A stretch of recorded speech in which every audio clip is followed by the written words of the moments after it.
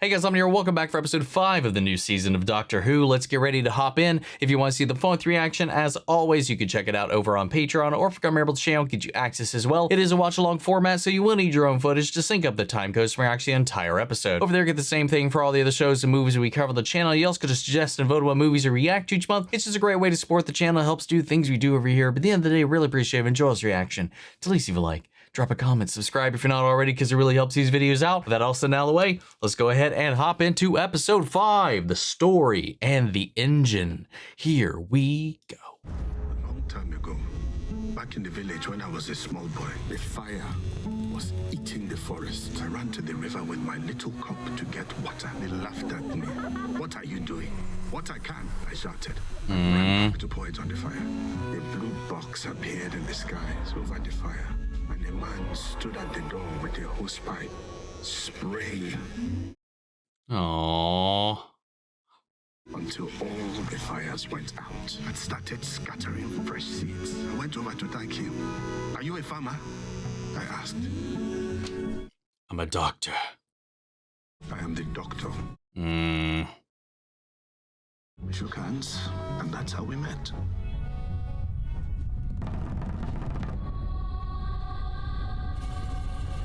Wait, what the hell? Great story.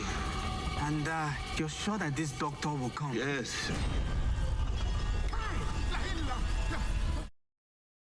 Where are we?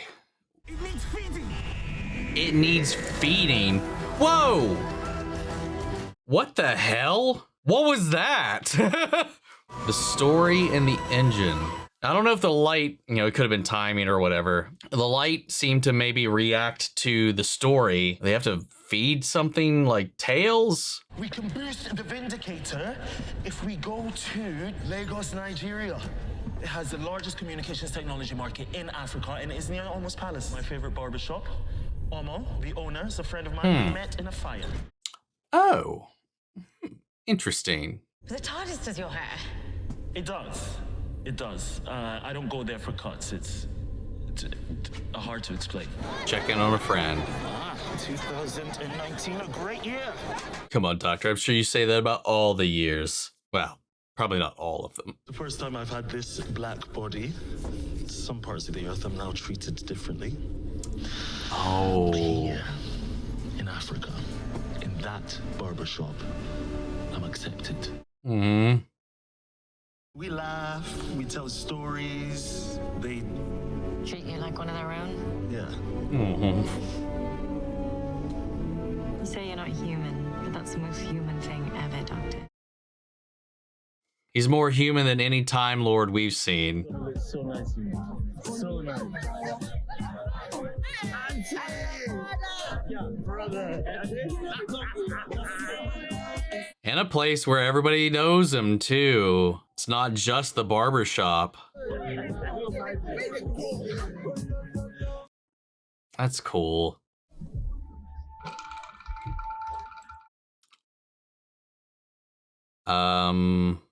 Okay. Oh, no. That was... Oh, wait. Is the whole shop gone? No, or... No. Here. Okay, sorry. Thought that open space was the missing shop or something. Mama, doctor. Hey. Come. Oh! Told you he would come. You ruined the end now. I might not be. Excuse me? But they're all labeled missing. New management. Welcome Oh. to my establishment. Your establishment. Why isn't Obioma leaving? Why are they on all the missing posters? They cannot leave. You are the all-knowing doctor who is supposed to save us and you don't know anything. Save you from what? Oh yeah. Who's next? You're here. Oh, whoa! Running out of stories. We're running out of stories. barbershop is a very communal thing. Musician Yo-Yo Ma was traveling through Botswana collecting local music when he heard a So it's gotta be singing. something's. Yo-Yo Ma said, Oh, "Stop." oh, that's why when he was talking about the doctor, it played the intro on the wall. I don't know how much more I can take. The tension is getting on. Wow. So is there an approval process on the story? The drawings in the window are a visual interpretation of his story. Dalek, Cybermen, Weeping Angels. You need to be getting a cut for that to work. You must tell a story, Doctor. You must feed it. He's got many of those. What is always hungry?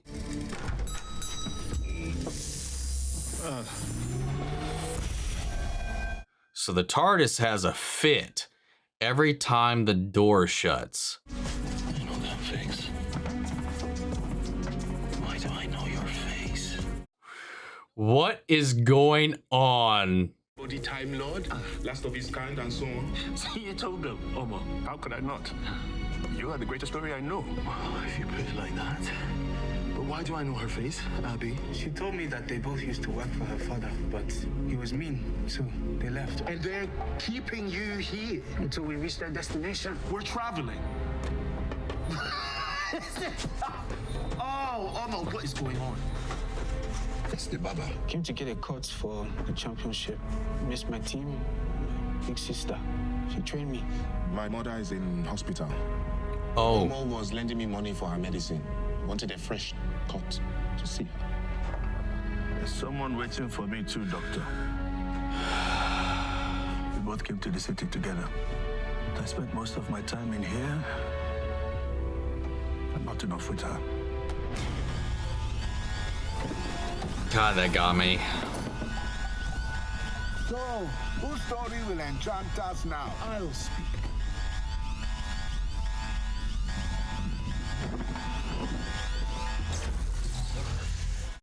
Oh, whoa. You want a story about weeping angels and ice warriors, but nothing is more vivid than an ordinary life. On any given day, nurses are knackered, and after a 13-hour shift, she was done. His pictures are alive. She was going home, but she heard something. Maybe gastroenteritis. Have you considered steroids? For a chest infection. No, her fingers. She's got rheumatoid arthritis. Might have put herself in an Addisonian crisis. Hyperpigmentation. Too subtle, it's barely there. Dehydration, nausea, vomiting. An Addisonian crisis can present like this. It happened to my nan. Without steroids, she could die. You're right. She's yours. It's my nan's birthday. Oh, fuck. All night, she guarded that frail life, sacrificing her own joy, Speeding up. fighting her tiredness. It's speeding up? Is that what she said? 2 weeks later, Belinda was leaving work. Hi, Belinda. Just picking up my pills. Silly, I'll be there around 7. I know what you did for me. The doctors took over. You saved my life. Thank you.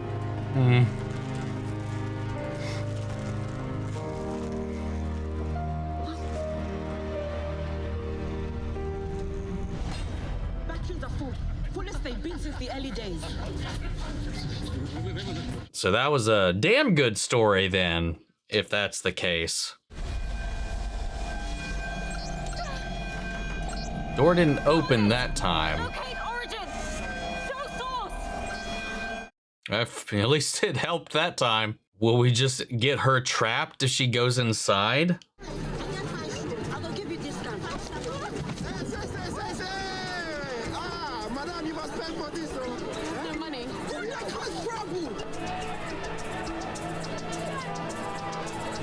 Nothing happened. I'm confused. She knocked the thing over, but put it back. Because I have no home and work. I'm expendable. The families need them. And I have no side of manner. I love this shop. I loved you. I thought it was a home for me. I was safe. That's heartbreaking. Just not talk to me ever again. I trusted you with both of my hearts, with everything that I am. How could you? Oh! Oh, what? Wait, that looks like spider webs or neurons? Some kind of nervous system? No. Oh, holy shit. What the hell? Well, both, I guess.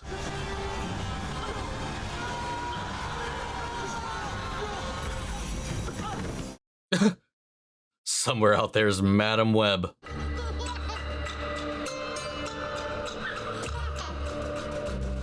Thank you, stock baby sounds.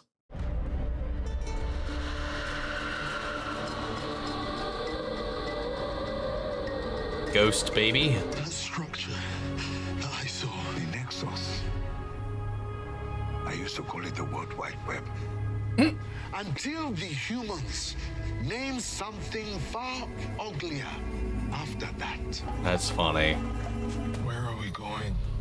You'll find out soon enough. Doctor. What is that? Shit. Wait, you're all missing. Doctor, what's going on? She's a quick study, man. All he has done is stomp around giving people awful haircuts. and they are all scared of him. He hides his identity like a coward, a troll on the web. We will live? Yeah! There is nothing that he can do! He has no real power. You want to know who I am? Yeah. Anansi, the man spider. Saga, the Norse goddess. Bastet, Dionysus, the Greek god of theater. Even Loki, god of mischief. I have been them all. In many cultures, in many worlds. It does not matter what I am called.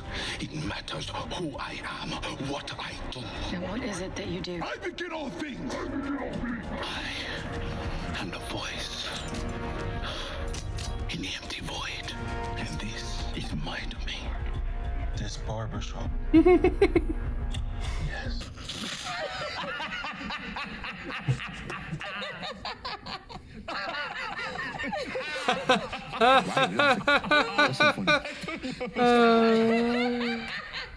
He's lying.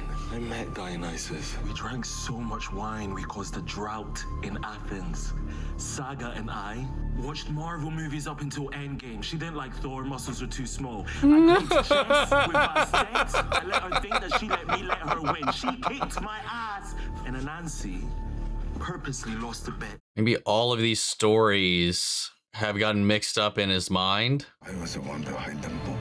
What? It was me. I'm gonna need more intel than that, man.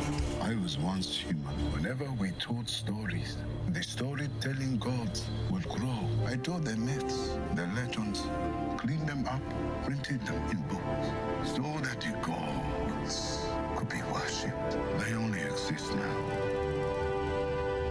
because of me. Okay. And the Nexus? He built that too. I wanted something like the brain that could expand and make connections between ideas. And they expanded to what you saw now. How did you collect the stories? I started small. A pub lit by candles. A Catholic church confession box. An electric cinema. A space opera. Until I had the idea. That was the to power the Palazzo. vehicle with stories. I worked for centuries. And all I wanted was to be recognized. They told me that I should know my place. He wanted credit for what he made. So they threw me out of my life's work.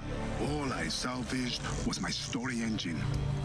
We will have vengeance.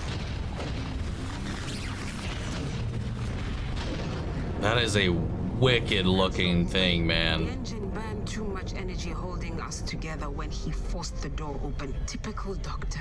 Irresponsible. I have never. Wait. Abby, the daughter of Anansi. Abna, that is your full name, isn't it? Don't you dare speak it. You look so different now. I am sorry. I don't remember. Are we supposed to remember what they're talking about? It's not clicking with me right now. I was Oh! a fugitive back then, and Nancy was wrong to offer that bet. And frankly, Whoa! darling, I was busy in a different story that might be finished one day. Huh. Interesting. So that's a no. I know vengeance, and I can taste his. It is bile black and bitter. You are planning something. Tell me to cut them out of memory. The gods. All of them. He wants them gone. From the story web, cutting them from their essence will destroy them. Destroy. As in kill. Destroying them would harm the very essence of humanity. A world without stories? How would they pass on tradition? Hurt people. Hurt people. Your father hurt you. The difference between good and evil is what we do with that pain. We need therapy. With pleasure. Rashid, come. No, woman. I promise I will get you home. I will get you home. You do not want to. They're gonna force him into the chair. Stop! I will talk. I will tell a story. In a time of slavery, slaves who broke their chains would return to try to free others. Slaves were not allowed to carry paper, but the women were very clever. They could make their hair into many shapes and patterns, so the women would weave maps into their hair. Slave masters never checked their hair, so they shaped roots like this and escaped to freedom. Exactly. And is that what she's doing for him too? A map in his hair? Linda, now. Took you long enough. Fine. Just trying to concentrate. Abinah gave me the map to freedom. Oh, okay. Yes. Thank you. I thought so. This way. That is wicked, man.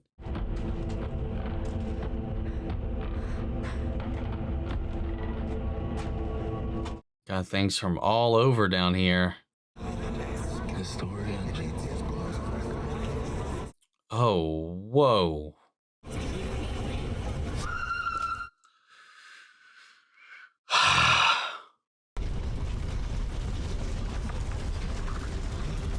Oh. Whoa. Quick, that control desk. Start ripping out all of the wires. Yeah? I need to disrupt the floor. Get away from my heart. We are still on track, and then I will cut them off. They hear a story. No, don't really give him short, any more really power. short. You know Hemingway, I met him. I wanted to see how good he was. I challenged him. Write me the shortest story you can. He wrote it in 6 words. Short as hell. I'm born. I die. I'm born. I've given me power, but how? I am not connected to you. No, the engine is connected to me. Oh! Just this once. Aww. My body is like a barbershop. All of them inside, telling their stories, bickering. I will not fail them. Hell yeah. Anytime you show me a bunch of doctors, I will always get giddy. Without fail. A third of the engine. You can't process that power. Your engine could overload and explode. We'll all be sucked into space. Lovely. We're playing a game of chicken now. You protect life. That is what I am doing. You destroy the gods. You wreck 7 billion lives. 7 billion. Even more than that. That's just what currently exists. Their lives and their stories will end because of you. Do you want that?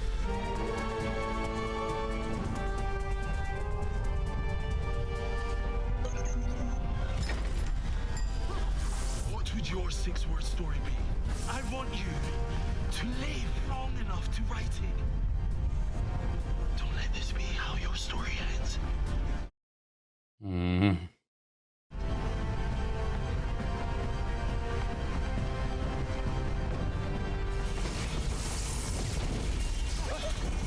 There they are! Come quick! Come!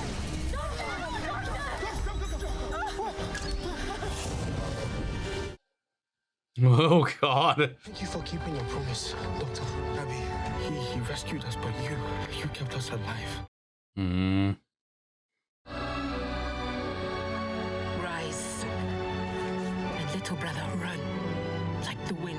I've spent my entire existence serving the gods. What will I do now? Keep collecting stories. Start your own barbershop. No need. I'm retiring. I thought you could handle anything. I can, because you look after me too. But you're part of my community. I should have protected you. Huh? I'm sorry. Let all this settle and continue. Me, I don't belong here. I don't even have a name for people to trust. Try Adetokumba, my father's name. Thank you. I don't deserve this kindness. I understand if you hate him. I would have that in my heart. What did you say? Hurts people, hurts people. A mortal teaching a god life lessons. Thank you, Doctor. I will be back for a haircut and for that 6-word story. Good luck. Thought he was going to kiss him for a second.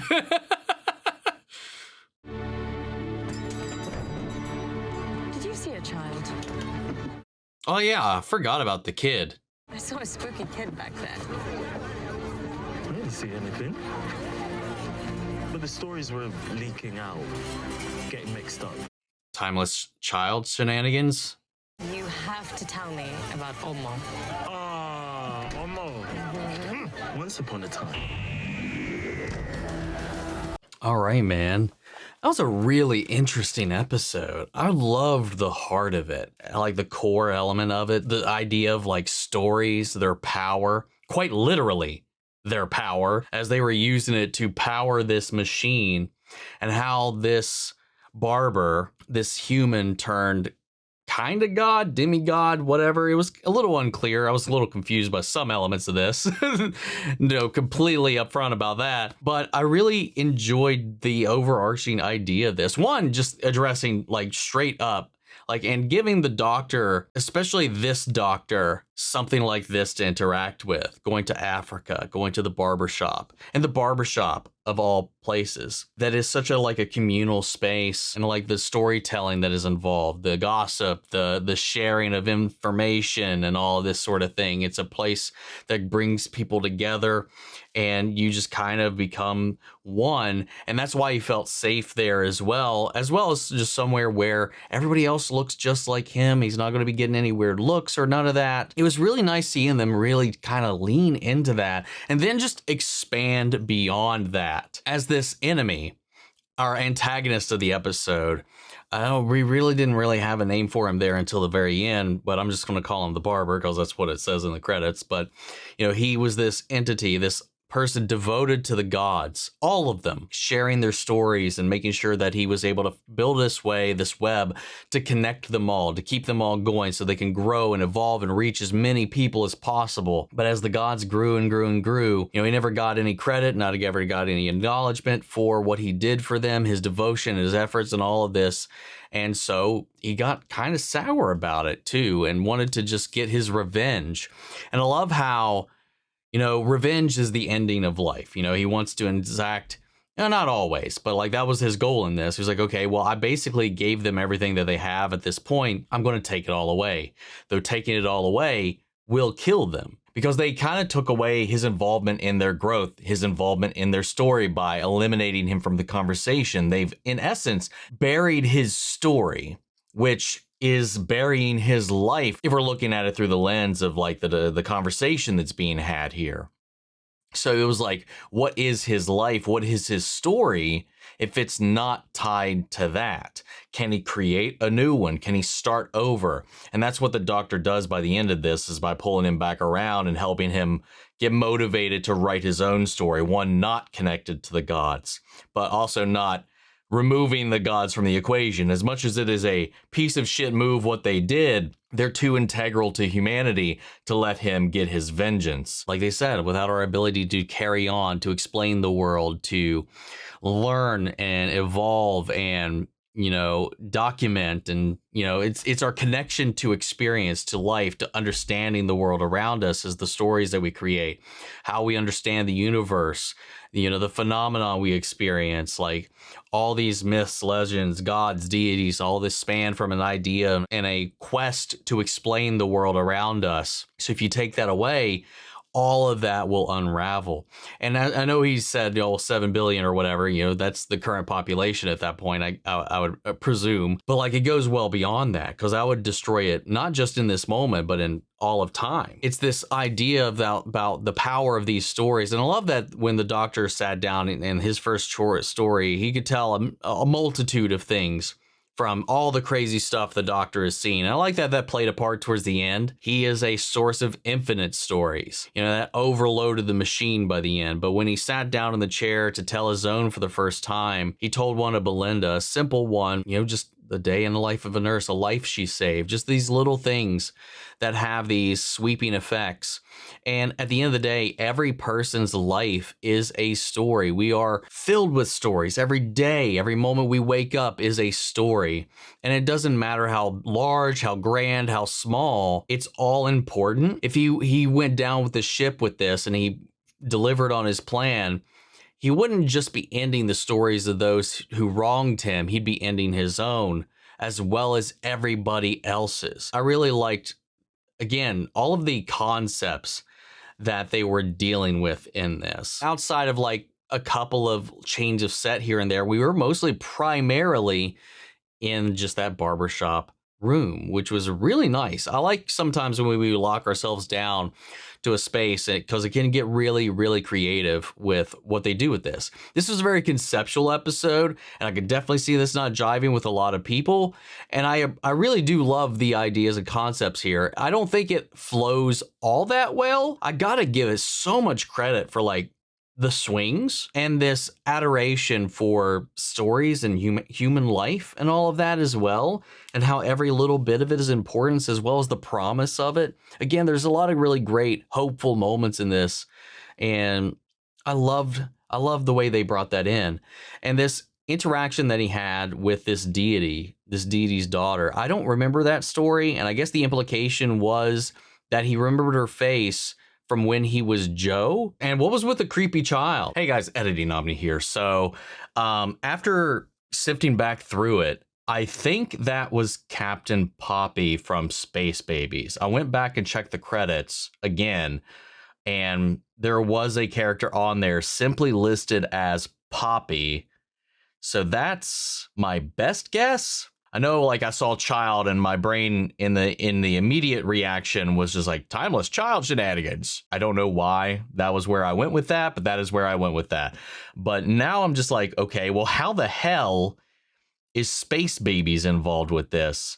I mean, to be fair, storytelling was a very pivotal part of that narrative as well. Oh, what is going on? We'll figure it out. But I wanted to just throw that in there because I have since figured out at least who the kid was, or supposed to be. Yeah, I got a lot of questions about some of that. And I don't know if it's just a story that I don't remember, or who knows, it could be a reference to an offshoot story, like maybe like a audio drama or something like that, or a comic. Or I don't know. I know we've done that a time or two. I mean, we kind of did that with The Meep, but that was more of an adaptation of that rather than its own acknowledgement of the existence of the original tale. So I don't know. I'm not sure. The implication when it switched to Joe, I'm assuming he remembered her from when he was Joe, which we've never seen that unless, like I said, it happened in some side thing that I haven't kept up with. But I like that they brought Joe in and connected it with this episode specifically, because it is about